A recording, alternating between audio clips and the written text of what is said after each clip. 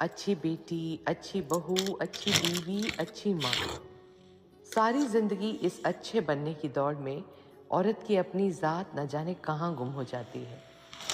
अपने खिलौने भाई को दे दो, अच्छी बच्ची हो ना।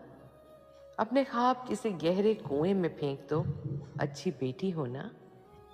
अपना आराम, अपनी नींद, सुकून सब भूल जाओ, अच्छी बहू होना, अच्छी बीवी होना। सारी जिंदगी सबको खुश करने की चाहत में अपने साथ जो नाइंसाफी कर बैठते हैं हम, खुश तो फिर भी कोई नहीं होता। तो ये जो अपने आप को लास्ट में रखकर हम शायद अपनी नज़र में